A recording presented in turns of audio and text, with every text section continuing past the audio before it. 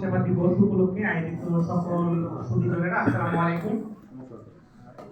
শুরুতেই আমি ধন্যবাদ জানাচ্ছি যে মানে আমাদের আসলে রাষ্ট্রীয়ভাবে নির্দেশনা হলো যে স্বল্প পরিসরে ইয়ে করে ফেলা, তারপরে দেখলাম যে অনেকে আসছেন, এই জন্য সবাইকে আবারও পুনরায় ধন্যবাদ জানাচ্ছি।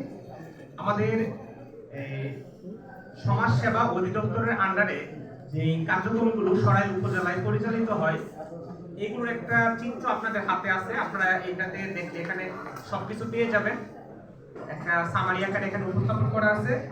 আর আপনাদেরকে অনুরোধ করব, আসলে সমাজে যারা দুস্থ বা অসহায়, মানে আমাদের সমাজ সেবা থেকে বিতরণ করা হয় যে বিভিন্ন ভাতাগুলো, বয়স্ক ভাতা, বিধবা ভাতা, এই যে আপনারা টোটাল কতটা দেন? 24 কত আইটেমের দেন আপনারা এখানে?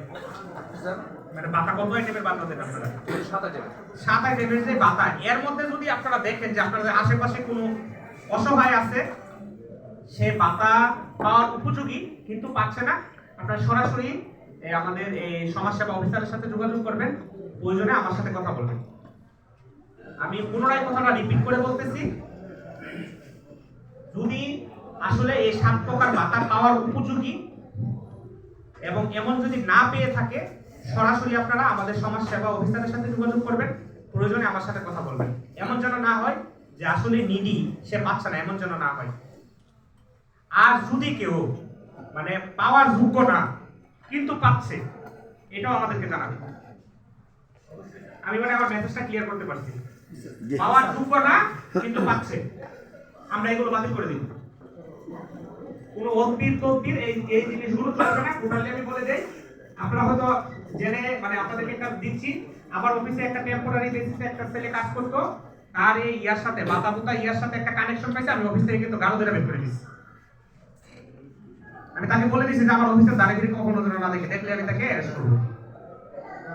আর আমরা সাম্য, সমতা এবং যে সামাজিক মর্যাদার যে আমাদের রাষ্ট্রীয় কাঠামো যেটা হচ্ছে দাঁড়িয়ে আছে, আমরা আমাদের আশেপাশে যারা আছে অবহেলিত, নিগৃহীত, তাদের দিকে আমরা মনোযোগ দিব।